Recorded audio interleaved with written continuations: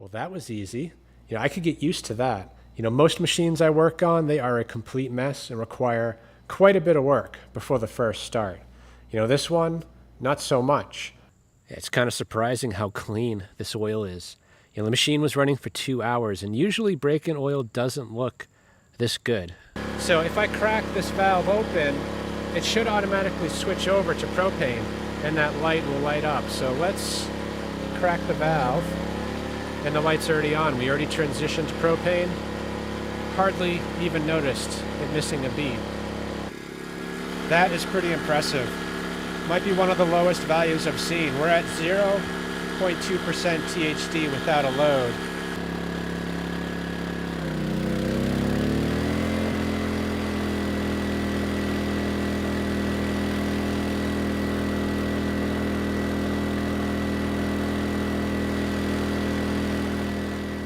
Hey guys, welcome back. So recently, a company called Erayak reached out. They asked if I could do a review on their latest and greatest inverter generator. And as you know, I have a soft spot for generators, especially inverters. They are very quiet, fuel efficient, and produce very clean power. All my personal generators, they are inverters.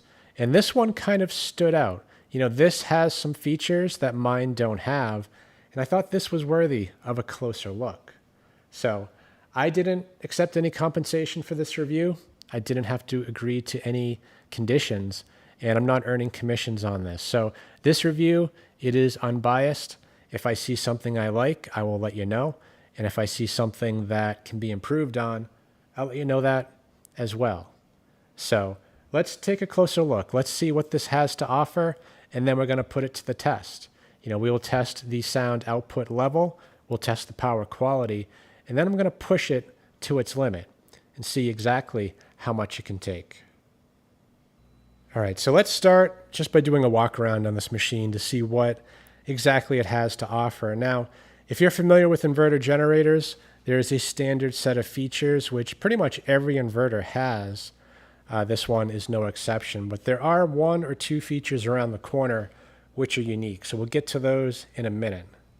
Anyway, starting on this side, we do have a manual pull start, but this is for backup purposes only. This is actually an electric start machine. So you shouldn't need it in most cases, but if the battery is dead, you have a plan B. Right here, we do have a knob for controlling the fuel valve, the ignition, and the choke. And I know this is an area where a lot of people have strong opinions, myself included. I personally prefer separate controls for the ignition, the choke, and the fuel. And I think a lot of people watching probably do as well. But that's mostly because we know how to work those controls. I think a vast majority of people really don't know how to work them. So something like this takes all the thought out of it. But there are a few kind of pitfalls with this system. I guess the first one is that it needs to be calibrated properly. So sometimes I find that, when you're in the run position, maybe the choke is still on.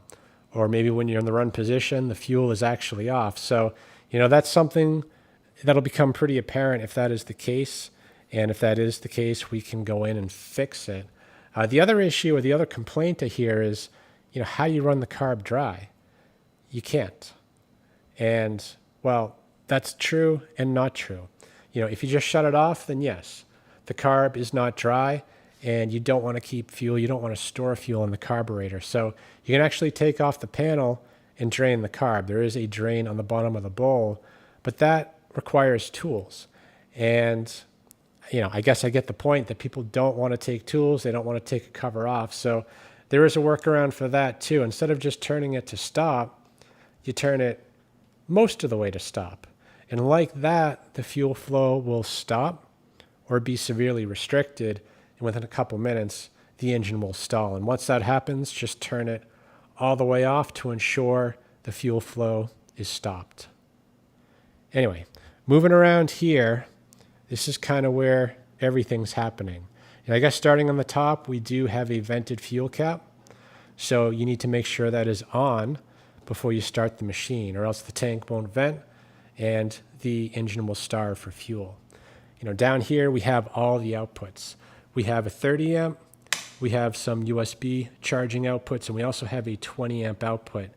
Now, these are all protected by these circuit breakers, and it seems obvious that they should be, but some inverters, some expensive inverters, don't have that. They actually rely on the inverter to detect a problem and shut things down. And of course, if the inverter is the problem, then, where's your backup system?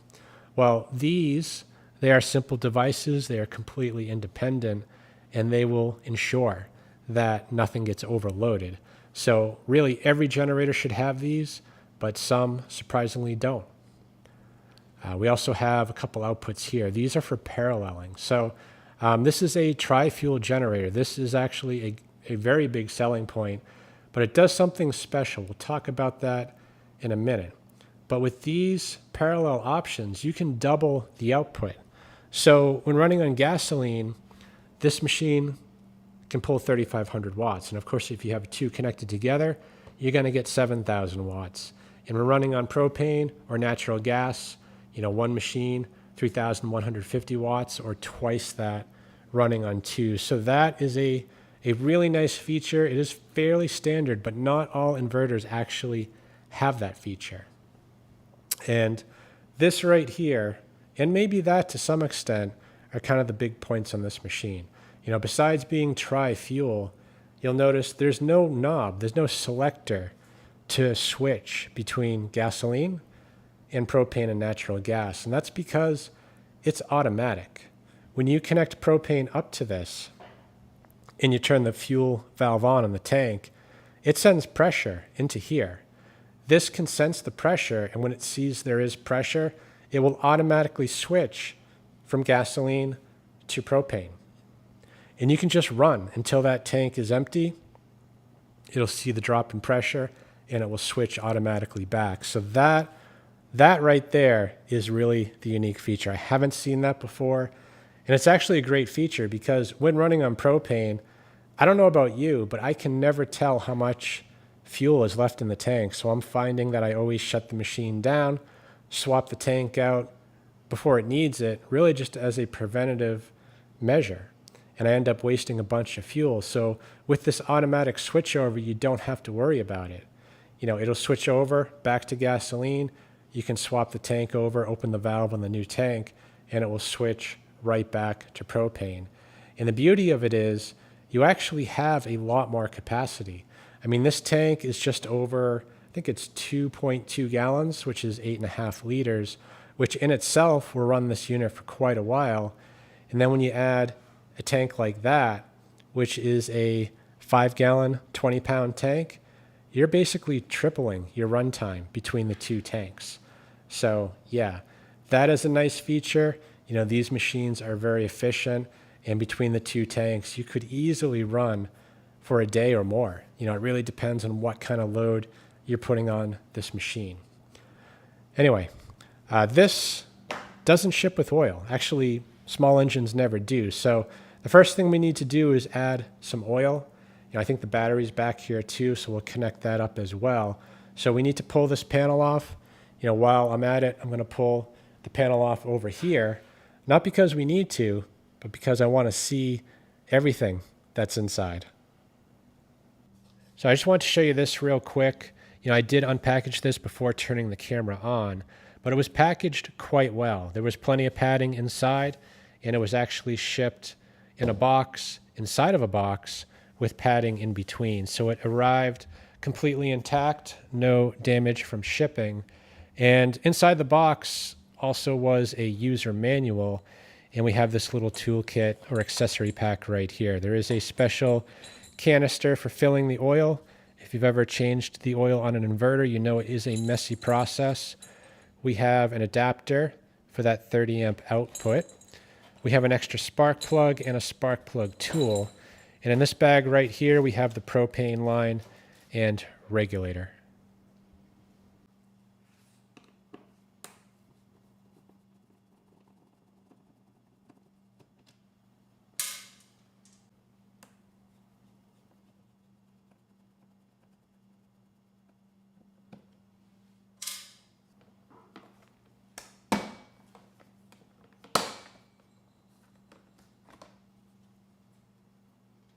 So I just pulled the battery out to get a better look at it. It is very light, and according to the label, it is a lithium ion battery, and you can see it is quite small. You know, lithium ion, there is a lot of energy density, so it is a good space saver. Anyway, you can just get a glimpse in there of the inverter module. That is usually in the front. That is the air intake, and that air travels along the machine, actually between the plastic and the engine, and exits out the back. So that's how this thing stays cool.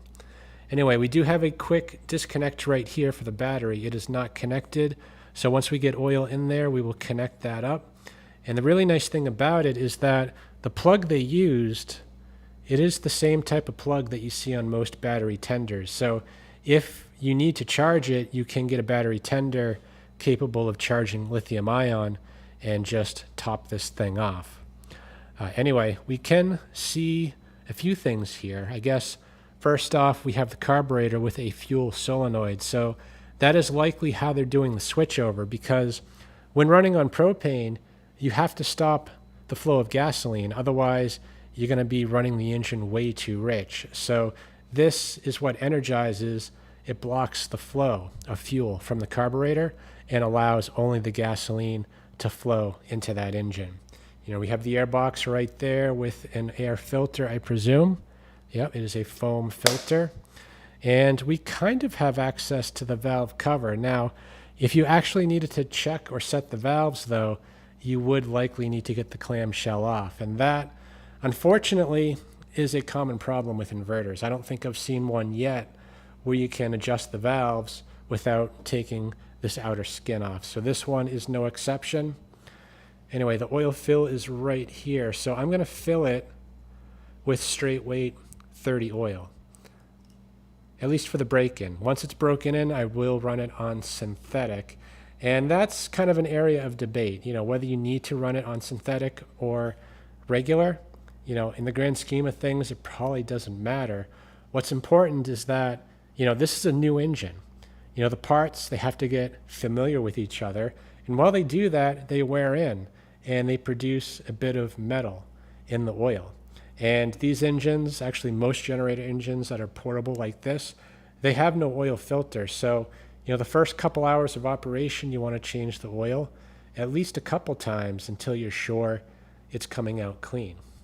So yeah, we will fill it up. I think this takes 600 milliliters, and then we'll connect up the battery. So I've already put in 200 milliliters. This is the second batch. So these containers, they are great for filling inverter generators. I guess the only downside is that, you know, this machine does take 600 milliliters. So we need to fill this up a total of 3 times to top the machine off.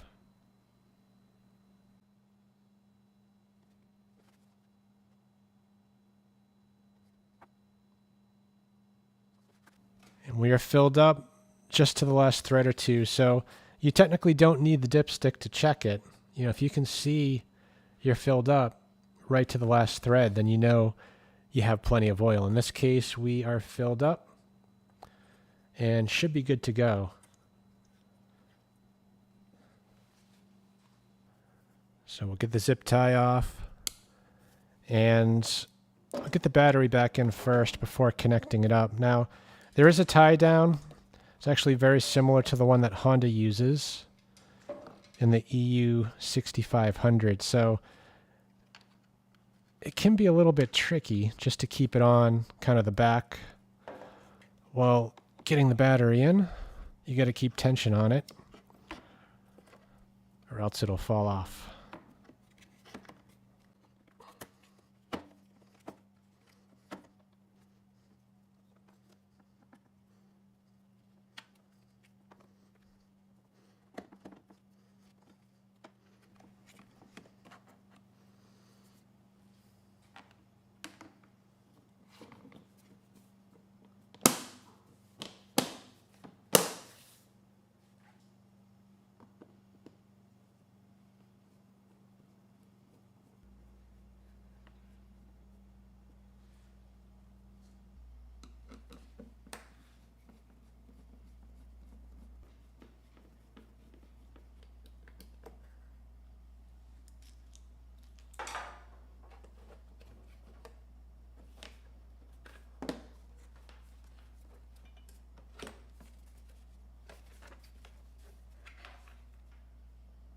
So there's a few things of interest over here. I guess first off, we have the ignition coil. So if you're having problems with spark, potentially it could be as simple as swapping out that.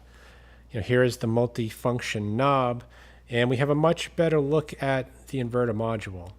Up above, we can just see the fuel tank, and this one, it is actually fed by gravity. So that is a good thing because, some machines, like the Honda EU2000, it actually has a fuel pump. So the fuel tank is below the level, or at least partially below the level of the carburetor. So you can't rely on it to gravity feed. If the carburetor is empty, it's going to take at least, 9 or 10 pulls to fill the bowl up before you have any chance of starting it. Something like this, you just turn it on, wait a few seconds, the bowl will fill via gravity. So that is always a nice feature. And then you have the starter rope right here going to the starter recoil. Now, you may notice that it's right up against the inverter, and unfortunately, all inverters are made that way. So if you break the rope and you don't have electric start, then you have to change the rope. And in order to do that, you do have to remove the clamshell and get the inverter module out of the way. So yeah, I wouldn't say it's difficult, but it is very time consuming, and the spaces that you're working in are pretty tight, and sometimes getting the stuff back together, it can take a while. Anyway, I think we're ready for the first start. So I'm going to get this panel back on. I'm going to run it on gasoline to start. Although the manual doesn't say you need to, some manufacturers say that for break-in, you do not want to run on propane. So I am going to heed their words.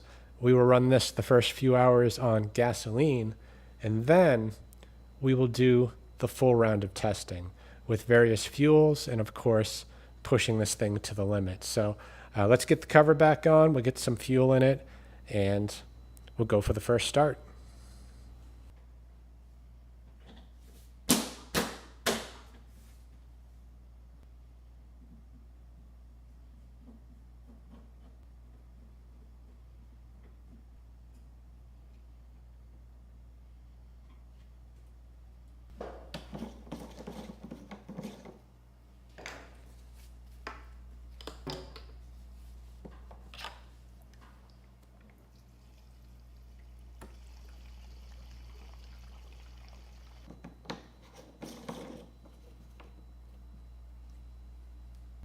All right, let's give this a try. I've got the kilowatt plugged in, so assuming it starts, we will double check the output.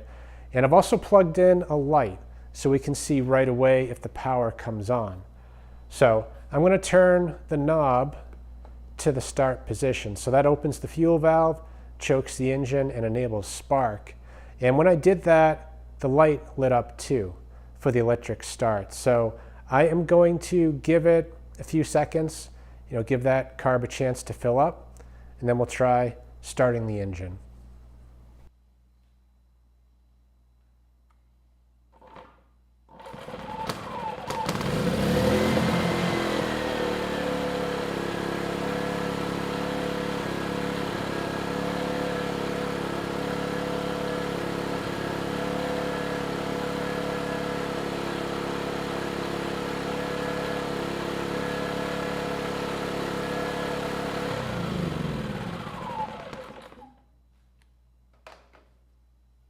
Well, that was easy. I could get used to that. Most machines I work on, they are a complete mess and require quite a bit of work before the first start. This one, not so much. All we did was add oil, plug in the battery, and push a button, and this thing came right to life. The engine sounds great, and we're making power, and the output looked pretty good. We were almost dead on at 60 hertz, and the voltage was a little bit above 120 at 124 volts, which, is my preference. I'd rather be a little bit above than below. So we are looking really good. So let's get this outside. I do want to run it for a couple hours to properly break in the engine. We'll change the oil, and then we'll put it to the real test. Actually, before we bring this outside, this also came with an optional accessory pack. Included in that pack is a cover But more importantly, it also includes a wheel kit. Now, technically, you don't need it for this machine. Empty without fuel, this comes in at about 54 pounds, so it's not too heavy. That said, the wheels are definitely welcome. So let's get the kit installed, and then we'll get this outside.